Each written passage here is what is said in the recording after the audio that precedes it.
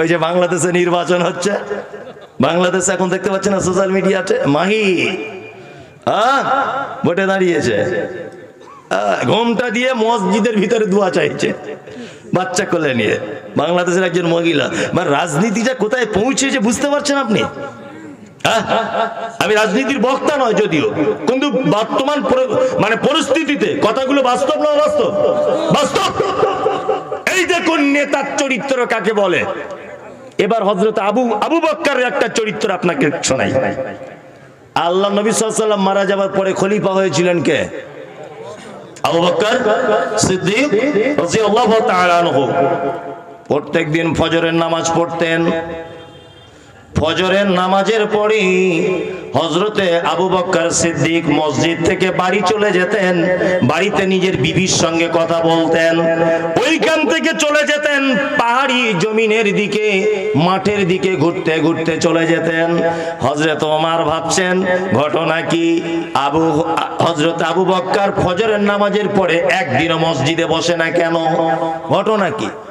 তো হযরত ওমর মনে মনে ভাবছে যে একবার দেখি তো পিছন পিছন গিয়ে ঘটনা কি। তো হযরত ওমর পিছনে পিছনে যাচ্ছেন। হযরত আবু বকর দেখছেন পাহাড়ের ধারে একটা তাঁবু টাঙানো ঘর, সেই ঘরের ভিতরে হযরত আবু বকর সিদ্দিক রাদিয়াল্লাহু তাআলা আনহু তিনি ঢুকছেন। হযরত ওমর বলছেন যে আবু বকর যখন ঢুকলো তখন আমি দেখলাম খালি হাতে ঢুকেছেন। অনেকক্ষণ আমি পাহাড়ের এক কোণাতে বসে আছি যে আবু বকর কোথা থেকে বার হয়, একবার দেখব কোথা থেকে বার হয়। হযরত আবু বকর বার হয়ে চলে গেলেন। হযরত ওমর দেখছে তাঁবুর ভিতরে কি আছে আমি দেখব, নেতা কার নাম দেখুন। হযরত ওমর আস্তে আস্তে আস্তে আস্তে করে তাঁবুটার দরজা খুলে ভিতরে ঢুকলেন। ভিতরে ঢুকে দেখছেন যে একজন বৃদ্ধা মহিলা, দুই চোখে অন্ধ, দেখতে পায় না। হযরত ওমর গিয়ে বলছেন, মা তোমাদের বাড়িতে কে আসে প্রত্যেক দিন ফজরের পর? বলছে আমাদের বাড়িতে তোমার মতো একজন পথিক আসে প্রতিদিন। এসে কি করে? বলছে আমি অন্ধ, স্বামী নেই, দুটি ছোট বাচ্চা আছে, চোখে দেখতে পাই না। সেই লোকটা প্রত্যেক দিন এসে আমাদের গোয়াল ঘরগুলো পরিষ্কার করে দেয়, ছাগল গরু যেখানে আছে, আমাদের বকরির দুধগুলো দহন করে দেয়, আর আমাদের বাচ্চাদের জন্য নাস্তা পানি রেডি করে দিয়ে যায়। আর আমি রাতের বেলা আমার ময়লা কাপড় টাপড় পেচ্ছাপ পায়খানা যা করে ফেলি, লোকটা যাওয়ার সময়তে ব্যাগে করে নিয়ে প্রত্যেক দিন ধুয়ে পরিষ্কার করে আবার আমাদের বাড়িতে এসে দিয়ে যায়। হযরত ওমর অঝরে কাঁদছেন আর বলছেন আল্লাহু আকবার। আবু বকর তো আমিরুল মুমিনিন, আমিরুল মুমিনিন মানে মুখ্যমন্ত্রী, মুখ্যমন্ত্রী এ কাজ করেন। আল্লাহু আকবার। হযরত আবু বকর পাহাড়ের ওই দিকে ময়লা আবর্জনা ফেলে দিয়ে আবার চলে এলেন। হযরত ওমর চলে এলেন জিজ্ঞাসা করে। হযরত ওমর ফজরের নামাজ পড়ে একদিন বলছেন, আমিরুল মুমিনিন ভাই আবু বকর, আপনি যে দায়িত্বটা প্রত্যেকদিন একজন বৃদ্ধা নারীর জন্য করেন, তাঁবুর ভিতরে তার পেচ্ছাপ পায়খানা পরিষ্কার করেন, আপনি আপনার পরে যে খলিফা হবে তার জন্য তো এটা করা কঠিন হতে পারে। হযরত আবু বকর সিদ্দিক তখন বলছে, ওমর ভাই শোনো, আমার ক্ষমতা থাকা অবস্থায় একটা মদিনার বৃদ্ধা মহিলা পাহাড়ের পাদদেশে যদি তাঁবুর ভিতরে না খেতে পেয়ে মারা যায়, আর আমাকে যদি আল্লাহ জিজ্ঞাসা করে বলে কিয়ামতের মাঠে, আবু বকর তুমি ছিলে দায়িত্বে, তুমি দায়িত্বই থাকার পরে একটা বৃদ্ধা নারী না খাওয়া অবস্থায় মারা গেল, আমি কিয়ামতের মাঠে হিসাব দিতে পারবো না ওমর। এই জন্য আমি শুধু আল্লাহর ভয়ে প্রত্যেকদিন ফজরের নামাজের পরে ওই অসহায় মহিলাটার দেখভাল করি। এর নাম হচ্ছে নেতা। এর নাম কি? নেতা। আল্লাহ তুমি আমাদের সকলকে সঠিক বোঝার তৌফিক দান করো, আমিন আমিন আমিন। চলুন আল্লাহর ওলিদের আর একটা কথা বলে দিই, বলে তারপরে আবার আলোচনা করে আয়াত থেকে শুরু করছি। এক, খন্দকের যুদ্ধ হয়েছিল, জানা আছে? জানা আছে? খন্দকের আমরা যদি আল্লাহর ওলিদেরই যদি আলোচনা করতে হয়, আমরা হাদিসে যেটা আছে, কোরআনে যেটা আছে, সেই ওলিদের কথা আলোচনা করব, তাই না? জি। খন্দকের যুদ্ধ হলো।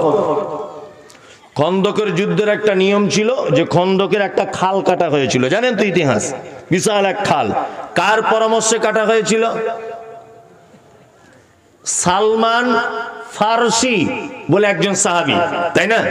আল্লাহ নবী চিন্তা করছিলেন যে আমরা সংখ্যায় কম, খন্দকে যুদ্ধ হবে, আমাদেরকে খুব মার খেতে হবে কারণ আমরা সংখ্যায় কম। তখন সালমান ফারসি বলেছিলেন, আল্লাহ রাসূল একটা চালাকি করলে হয় না? বলছে কি? বলছে আমাদের জায়গা থেকে আর খন্দকের মাঝখানে একটা খাল কেটে দেবো, নিয়ে মুশরিকেরা আমাদের উপর আঘাত করতে এলে খালে নেমে উঠে তবে তো আমাদেরকে আঘাত করবে। ওরা যখন খালে নামবে তখন আমরা উপর থেকে আঘাত করব। চালাকি মারাত্মক, তাই না? এই চালাকিতে খন্দকের যুদ্ধ, ওই খালটা কাটা হচ্ছে আর কি, একদম গাঁইতি দিয়ে সাহাবীরা কাটছেন।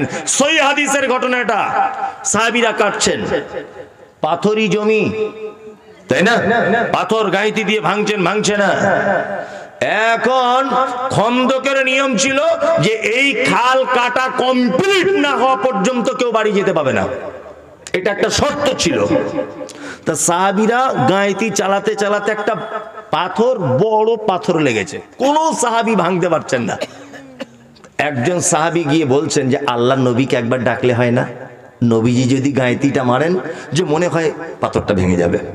আল্লাহ নবী সাল্লাল্লাহু আলাইহি ওয়াসাল্লাম এলেন, গায়েতিটা তুললেন, আল্লাহর নাম নিলেন, জোরে পাথরে আঘাত করলেন, আর পাথর একদম ধুলোর মতো একদম চৌচির হয়ে গেল সাথে সাথে। জাবের, হযরতে জাবের বলছেন যে আল্লাহ রসুল যখন গায়েতিটা এইভাবে তুলেছেন আমি নিজে চোখে দেখেছি আল্লাহ রসুলের পেটে পাথর বাঁধা রয়েছে, আমি নিজে চোখে দেখেছি। মানে আল্লাহ রসুলের 2 দিন 3 দিন খাওয়া হয়নি, না খাওয়া অবস্থাতে আছেন, পেটে পাথর বেঁধেছেন, সহিহ হাদিস এটা। হযরতে জাবেরের মনে খুব কষ্ট হলো। সাহাবীরাও কিন্তু না খেয়ে আছেন, কিন্তু নবী না খেয়ে আছেন এটা মানতে পারছেন না সাহাবীরা। হযরতে জাবের আল্লাহর নবীর কাছে গেলেন, গিয়ে বলছেন আল্লাহর নবী আপনি যদি আমাকে একটু বাড়ি যাবার অনুমতি দেন তাহলে খুব ভালো হয়। আল্লাহ রসুল বলছেন জাবের তুমি যাও, বাড়িতে যাও। যাবে তাড়াতাড়ি করে ছুটে ছুটে বাড়ি চলে গেল। বাড়িতে গিয়ে বিবিকে ডেকে বলছে আশ্চর্য ঘটনা, আমি নিজে চোখে দেখলাম আল্লাহর নবী পেটে পাথর বেঁধে আছে, আমার আর সহ্য হলো না, বাড়িতে কিছু আছে? জাবেরের স্ত্রী বলছেন বাড়িতে তেমন কিছু নেই, ছোট্ট একটা বকরির বাচ্চা আছে, যদি আপনি বলেন তাহলে এটা জবাই করে দেবো। এক কাজ করুন, আপনি আল্লাহ রসুলকে ডেকে আনুন। হযরতে জাবের বললেন যে এক কাজ করো, বকরিটা জবাই করে দিই, তুমি রান্না বান্না করো। জাবেরের স্ত্রী বকরির গোশত রান্না বান্না করছেন আর রুটি তৈরি করছেন। জাবের ছুটে ছুটে আবার এলেন খন্দকে। ঘটনাটা শুনুন। খন্দকে আসার পরে আল্লাহ নবীকে কানে কানে ডেকে বলছেন আল্লাহ নবী আমি আপনাকে আমার বাড়িতে দাওয়াত দিচ্ছি, আপনার এই কঠিন অবস্থা আমার সহ্য হলো না, আপনি দয়া করে চলুন আমার বাড়িতে 2 পিস রুটি একটু মাংস খেয়ে আসবেন, তাহলে খুব ভালো হয়। আল্লাহ নবী সাল্লাল্লাহু আলাইহি ওয়াসাল্লাম বলছেন জাবের তোমার দাওয়াত কবুল করলাম, চলো। জাবের বাড়ি চলে যাচ্ছে। আল্লাহ নবী সাল্লাল্লাহু আলাইহি ওয়াসাল্লাম জাবের বললেন আল্লাহ রাসূল আপনি যাবেন আর সাথে 2-3 জন সাহাবীকে নেবেন। এই কথাটা বলার পরই আল্লাহ রাসূল এলান করে দিলেন এই খন্দকের সাহাবীরা পরিখা খনন করা বন্ধ করো, খাল কাটা বন্ধ করো, জাবের বাড়িতে দাওয়াত করেছে। জাবের বলছে আল্লাহ রাসূল আপনি করছেন কি? মাত্র তো 2 কেজি 2.5 কেজি বকরি, আর আপনি এই 1000 লোক ছিল, সাহাবী কত ছিল হাদিসে এসেছে 1000, আপনি তো সর্বনাশ করে দিলেন আল্লাহ রাসূল। তখন আল্লাহ রাসূল জাবেরকে ডেকে বলছেন জাবের ভয় পাচ্ছ কেন, তুমি বাড়ি চলে যাও, তুমি শুধু তোমার স্ত্রীকে একটা কথা বলবে মাংস যে চুলার উপরে রাখা থাকবে মাংসটা যেন না নামিয়ে ফেলে। 2, তোমার স্ত্রী যে তাওয়াতে রুটি সেঁকছে তাওয়াটা যেন চুলো থেকে নামিয়ে না নেয়। আমি যাচ্ছি, তোমার স্ত্রীকে গিয়ে বলো। হযরত জাবের বাড়ি চলে এলেন, এসে আল্লাহ রসুলের ঘটনা বললেন যে আল্লাহ রসুলকে আমি দাওয়াত দিতে গেলাম, ঘটনা উল্টো হয়ে গেল। আল্লাহ রসুল 1000 সাহাবীকে আবার নিয়ে আসছেন সাথে করে, কি বিপদে পড়লাম, মান সম্মানের ব্যাপার। তখন জাবেরের স্ত্রী কত আল্লাহওয়ালি দেখুন। জাবেরের স্ত্রী বলছেন আল্লাহর নবীকে কি আপনি বলেছেন যে একটা বকরি বাচ্চা আর 2-3 জনের রুটি হওয়ার মতো আটা। বলছে হ্যাঁ আল্লাহ রসুলকে বলেছি। বলছে আল্লাহ রসুল এর পরেও, শোনার পরেও যখন 1000 সাহাবীকে দাওয়াত দিয়েছেন, তাহলে আল্লাহ এবং তার রাসূল ভালো জানেন, তুমি ভালো জানো না। কেমন ইমান বুঝতে পারছেন বউদের? আল্লাহ রসুল চলে এলেন। আল্লাহ রসুল বিসমিল্লাহ বললেন, বিসমিল্লাহ বলে ঢাকনা খুললেন। আর জাবেরকে বলছেন, জাবের 10 জন করে সাহাবী তুমি ঘরের ভিতরে ঢোকাও।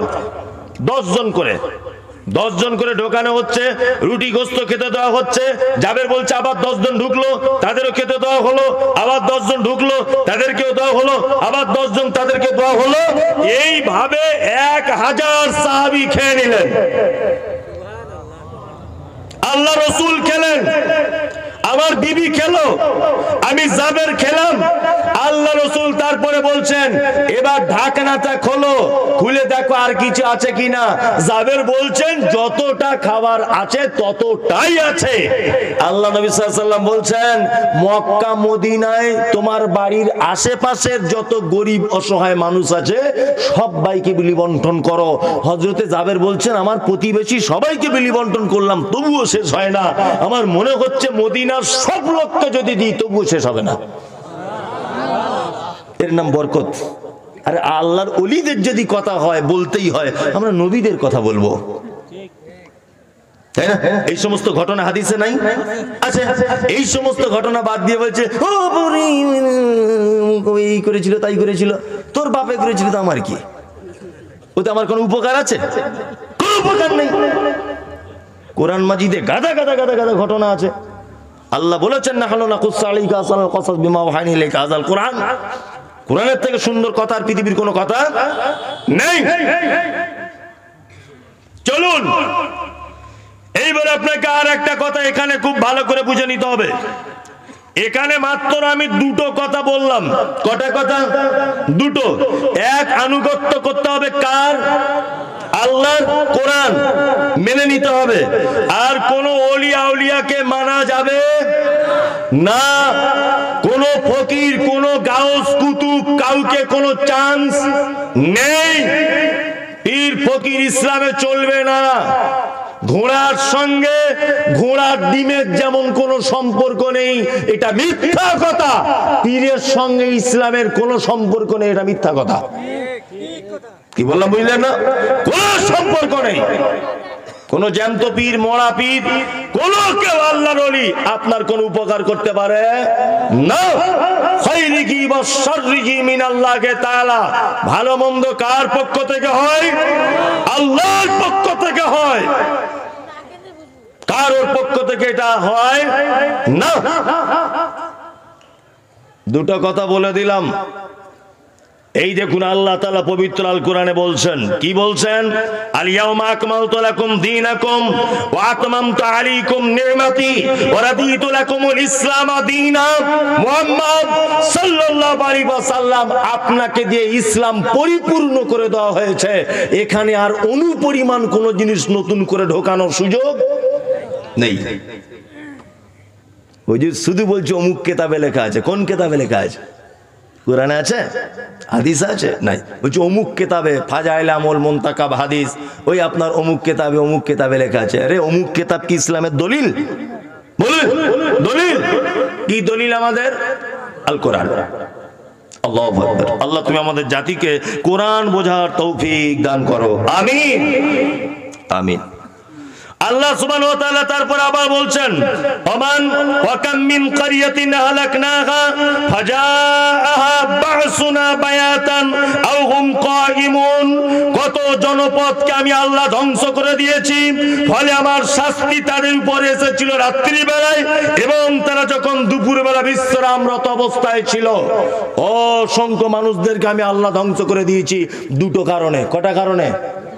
এক, আল্লাহ এবং তার নবীকে বাদ দিয়ে অন্য কাউকে যদি মানতে চান, আল্লাহ বলছে আমার তরফ থেকে তোমাদের উপরে আযাব চলে আসবে।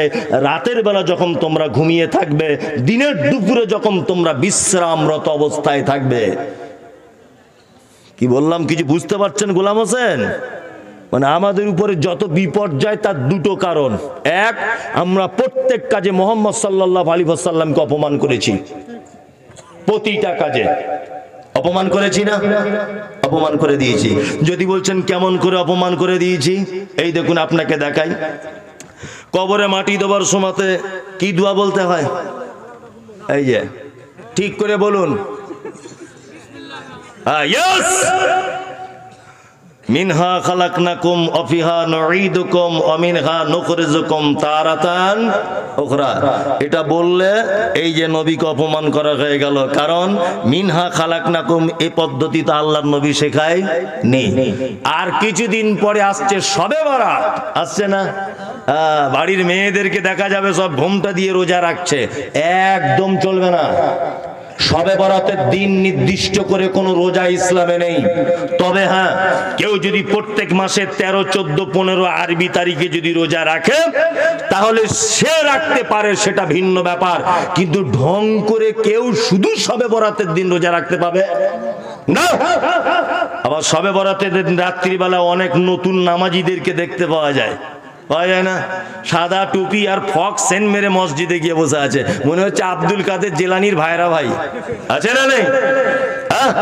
ও ভেবেছে মনে আজকে রাতে স্বপ্নে কি পাওয়া যায়। আছে না নেই?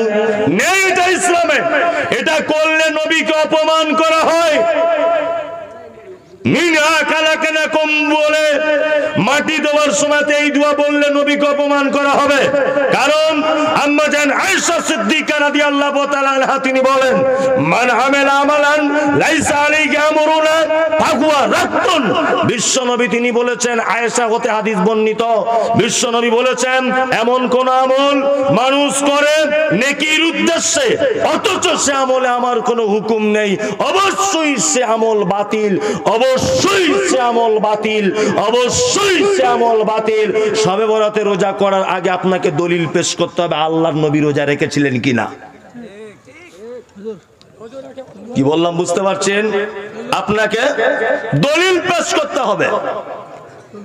জি না রাখুন, জি বসুন বসুন, লাস্টে কথা হবে। এখন বিশৃঙ্খলা হবে, আপনি বসে যান। আপনার সঙ্গে আমার পার্সোনাল কথা হবে, বসুন। বিশৃঙ্খলা হবে এখন কথা বললে। ওই জন্য আম্মা জান আয়েশা সিদ্দিকা রাদিয়াল্লাহু তাআলা আনহার হাদিস, মান আমিলা আমালান লাইসা আলাইহি আমরুনা ফাহুয়া রাদ্দুন। আয়েশা রাদিয়াল্লাহু তাআলা আনহা বলছেন, মানুষ এমন একটা কাজ করে যে কাজের পিছনে কোনো দলিল নেই, সেই কাজ বাতিল বাতিল বাতিল। 10 টাকার বেগুন কিনলে 4 বার দেখা লাগে ভিতরে পোকা আছে কিনা, দেখা লাগে না? 10 টাকা কেজি বেগুন কিনলে 4 বার দেখে ভিতরে পোকা আছে কিনা। তুমি একটা আমল করছো, তোমার বাপ দাদা 14 পুরুষ করে এসেছে বলে তুমি বলছো আমিও করব। 2024 সালে কম্পিউটারের যুগ, সায়েন্সের যুগ, তোমার একবার এটা যাচাই বাছাই করা উচিত ছিল কি ছিল না? ছিল। অবশ্যই প্রতিটা কাজ অন্ধের মতো করে মেনে নেওয়া যাবে না। হাদিস কোরআন ঘেঁটে দেখুন, পড়াশুনো করুন, যদি আপনি পেয়ে যান অবশ্যই করবেন, আমার কোন আপত্তি নেই। খুব সাবধানে থাকবেন। আল্লাহ সুবহানাহু ওয়া তাআলা বান্দার উপরে যত পর্যায়ের বিপদ দিচ্ছেন, প্রতিটা বিপদের দুটো কারণ। এক, আগের আয়াত দুটো, পবিত্র আল কোরআন ছেলে অন্য কিতাব বগল করে নিয়ে আমরা ঘুরছি। দুই, মুহাম্মদ সাল্লাল্লাহু আলাইহি ওয়াসাল্লামের দেখানো পথ ছেড়ে দিয়ে অন্য পথে আমরা যাচ্ছি, এই কারণে যত বিপদ আমাদের উপরে। কি বললাম বুঝলেন না? একটা কথা আপনাকে এবার বোঝানোর জন্য বলি। এক, এই রাস্তাতে একটা সাইকেল যাচ্ছিল, সাইকেলটা অ্যাক্সিডেন্ট করেছে। তার সঙ্গে একটা মোটর সাইকেলের সঙ্গে। আচ্ছা বলুন তো, সব লোক কোন গাড়িওয়ালার দোষ দিবে? মোটর সাইকেলওয়ালার দিবে। কেন বলুন তো? দামি গাড়ি, স্পিরিটে চলে। দোষ কিন্তু সাইকেলওয়ালার, দোষ কিন্তু দেবে সবাই কার? মোটর সাইকেলওয়ালার। এখন এই মোটর সাইকেলটা যাচ্ছিল, যেতে যেতে একটা লরির সঙ্গে অ্যাক্সিডেন্ট হয়েছে। এবার দোষ হবে কার? লরিওয়ালার, লরিওয়ালার। কারণ বড় গাড়ি, দামি গাড়ি, স্পিডে চলে, তাই না? দোষ কিন্তু মোটর সাইকেলওয়ালার। এখন এই লরিওয়ালাটা যাচ্ছিল, ওই আপনার গঙ্গারামপুর রেল গেটটা পার করছিল, আর কলিক এক্সপ্রেস এসে মেরে দিয়েছে ওকে। এবার বলুন দোষ কার? কেন আপনার হিসাব অনুযায়ী এতক্ষণ যার গাড়ি বড় তার দোষ হচ্ছিল, এখন ট্রেনের দোষ হওয়ার কথা না, দোষ কার? লরিওয়ালার। কারণ ট্রেনের দরজার খুলে ড্রাইভার কি বলবে, এই বেটা তুই আমার রাস্তায় ঢুকলি কেন বল, তাই না? তার মানে এই লরিওয়ালার দোষ এই কারণে, ট্রেনওয়ালা নিজের রাস্তাতে নিজে গাড়ি চালাচ্ছে, ও পাকা রাস্তা ছেলে তুই রেলের রাস্তায় গেলি কেন, এটা ওর অপরাধ। তার মানে বোঝা যায় নিজের রাস্তা ভুল করে অন্য রাস্তায় ঢুকলে মারি খেতে হবেই, কোনো উপায় নেই। আমি বাড়িতে একটা কুকুর পুষেছি, কুকুর, প্রতিদিন তাকে বিরিয়ানি দেই, ধরে নেন প্রতিদিন বিরিয়ানি দেই তাকে খেতে, গোস্ত পোলাও টোলাও দেই। আমার কুকুরটা একদিন ভুল করে আপনাদের বাড়ি ঢুকে গেছে। আচ্ছা, আপনি কি প্লেটে করে বিরিয়ানি এনে পেশ করবেন, না ঝাঁটার বাড়ি চালাবেন? ঝাঁটার বাড়ি। তুই কেন শালা আমাদের ঘরে এলি, বলবে কি বলবে না? ঠিক গাল দিয়ে আপনি এটাই বলবেন, তুই মমতাজুল ইসলামের কুকুর, তুই কেন আমাদের বাড়িতে এসেছিস, এটা বলবে কি বলবে না? বলবে। তার মানে বোঝা যায় সারা পৃথিবীর একটা নিয়ম নীতি, দরজা ভুল করলে মারি খেতে হবে। আজকে সারা পৃথিবীতে যত মার খাচ্ছে মুসলমানরা, তার একটা কারণ, আমরা আমাদের দরজা ভুল করে বেজাতিদের দরজা অনুসরণ করেছি। তাই কি বললাম বুঝলেন না? বাচ্চা ছেলেটা জন্ম হয়েছে, জন্ম হওয়ার পরেই কে তার মুসলমানি দিতে হবে, এই অনুষ্ঠান আপনাদের এখানে হয় হয় টুকটাক করে না? এটা হারাম, এটা ইহুদি খ্রিস্টানদের তৈরি করা অনুষ্ঠান। যদি বলছেন ইহুদি খ্রিস্টানরা কি তার বাচ্চা ছেলেকে মুসলমানি দেয় নাকি, তা ওদের অনুষ্ঠান না। এই যে ওদের অন্নপ্রাশন না কি একটা বলে, এই সব জিনিস থেকে এসেছে, তাই না? আপনার আব্বা মারা গেল, আপনি হিন্দু ভাইয়ের আব্বা মারা গেল, ও কি করে? শ্রাদ্ধ করে, করে না? ও শ্রাদ্ধ করে আর তুমি চল্লিশা করো, ব্যাপার একই একই নয়? ও গিয়ে মানুষের কাদা দিয়ে তৈরি করা মূর্তির সামনে ও মাথা নত করে, আর তুমি মরা মানুষকে কবরে ঢুকিয়ে মাজার করে মাথা নত করো, একই, কোনো ডিফারেন্স নেই। ও থানে গিয়ে মানত করে, মন্দিরে গিয়ে মানত করে, গাছতলায় মানত করে, তুমিও মাজারে গিয়ে মানত করো, করো না? করো। সব কোন জায়গাতে ডিফারেন্স আছে তুমি দেখো। তুমি তো টোটালটাই বেজাতির অনুসরণ করে চলছো, করছো না? করছো। তাহলে তুমি মার খাবে না, তা আমি মার খাবো? আপনি যে মুসলিম